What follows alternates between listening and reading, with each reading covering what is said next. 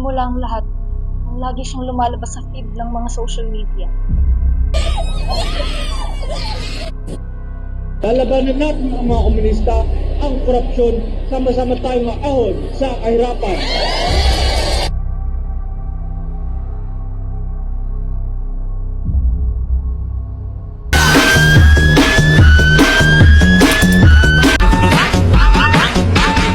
Noong una, naniniwala ako na siya ang magiging pag-asa ng Pilipinas bumangon. Pero habang nagtatagal, parang dududa na ako. Fake news ang kumakalat sa Facebook na post na isang vlogger na si Chiro TV na nagsasabi magkamag-anak si Senator Cruzado at si Jose Rizal. The Harvard University has officially clarified that Senator Cruzado did not graduate from their institution, sparking questions about his educational achievement. Umani na matindi reaksyon si Maximo matapos ipakalat ang peking pahayag na sinusuportahan siya ng Santo Papa. What is your comment about your misinformation shirt post? Well, it's not my fault. Come on, guys. How about my enemies? How about my opponent? Come on, guys. Don't be biased. Kamaniwala dyan. Pag mainstream, mga bad at bias yan. Bakit? Fake news naman talaga yung shinare niya, diba? Basta ako, solid cruzado ako. Pupuksahin niya yung mga adik na yan. Di mo ba nakita yung post sa TikTok? Siya yung nasa propesya ni Nostradamus. Nagkatotoo na nga ang propesiya. Are you ready to take the oath of office? Yes.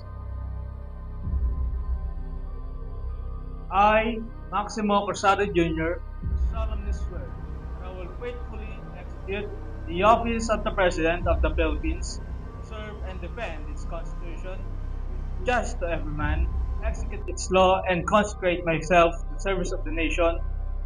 So help me God. So help me God.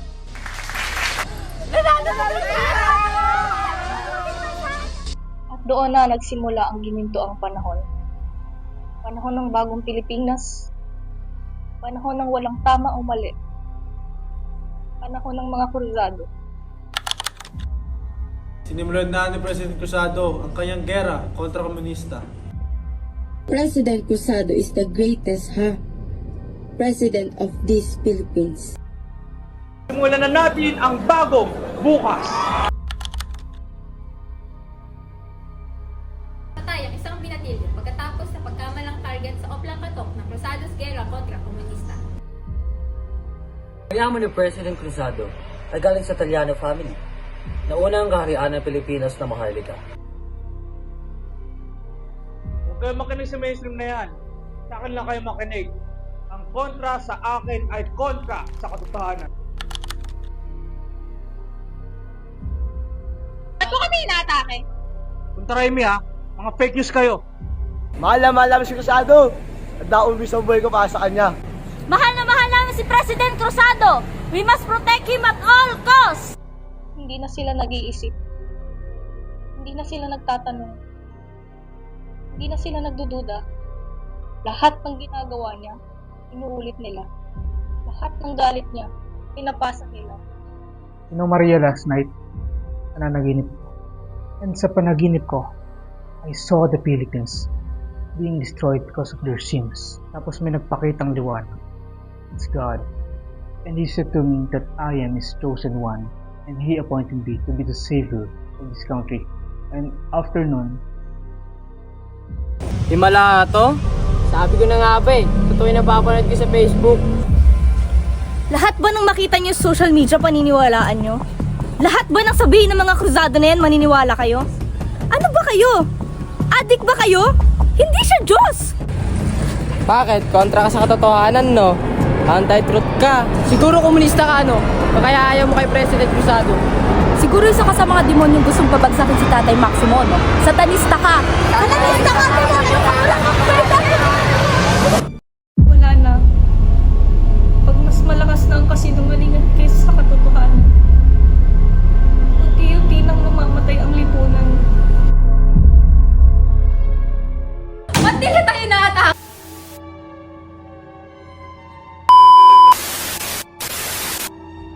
Welcome to True TV, the news that is true and not biased.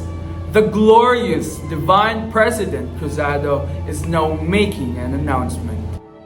Mga mahal kong kababayan, ngayong gabi magsisimula ang golden age ng ating lipunan.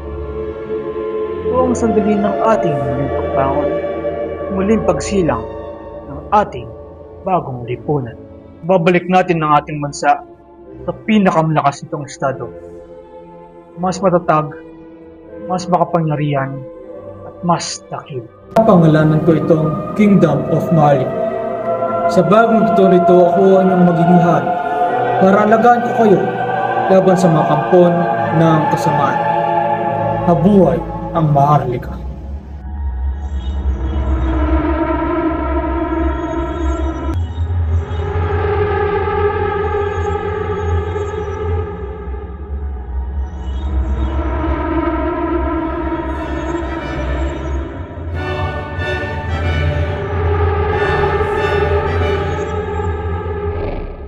Before you believe, remember that social media don't always lead to truth. Before you share, recognize that being popular doesn't make something factual. Before you follow, post, or share, ask yourself, are you seeking reality or just what confirms your beliefs? Let us fight fake news while we still can.